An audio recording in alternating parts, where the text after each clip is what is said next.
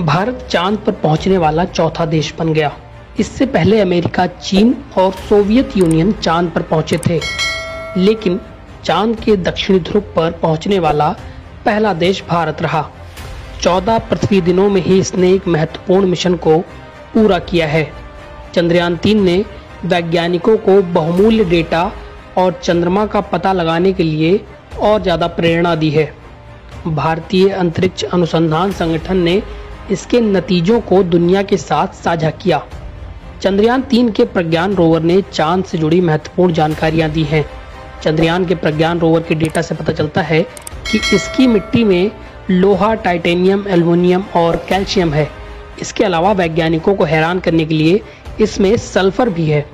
Washington university में भौतिकी, कला और विज्ञान के research professor Jeffrey Gillis Davis ने एक लेख में कहा, हमारे जैसे ग्रह वैज्ञानिकों को पता है कि चंद्रमा की मिट्टी में सल्फर मौजूद है, लेकिन ये बहुत कम सांद्रता में है। लेकिन चंद्रयान के डेटा के मुताबिक ये ज्यादा हो सकता है। प्रज्ञान के पास 2 उपकरण हैं, एक अल्फा कण एक्सरे स्पेक्ट्रोमीटर और एक लेजर वाला ब्रेकडाउन स्पेक्ट्रोमीटर। ये मिट्टी की मौलिक संरचना का विश्लेषण करते हैं। इन दोनों ने लैंडिंग स्थल के पास की मिट्टी में सल्फर को खोजा है।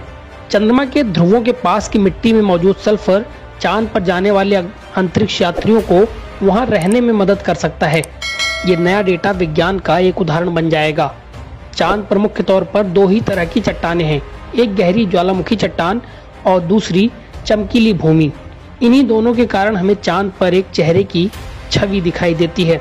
लेकिन सल्फर की खोज खास क्यों है? प्रोफेसर जेफरी ने इसी लेख में लिखा कि लंबे समय से स्पेस एजेंसियां अंतरिक्ष में अपना बेस बनाना चाहती हैं। सल्फर का इस्तेमाल एक संसाधन के तौर पर सौर सेल और बैटरी बनाने के लिए किया जा सकता है।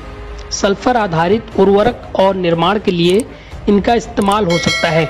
सल्फर आधारित कंक्रीट के कई फायदे हैं।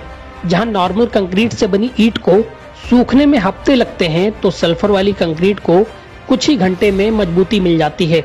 चांद पर इससे बेस तो बना ही सकते हैं, साथ ही यह पानी भी बचाएगा, क्योंकि सल्फर बेस कंक्रीट में पानी का इस्तेमाल नहीं होता।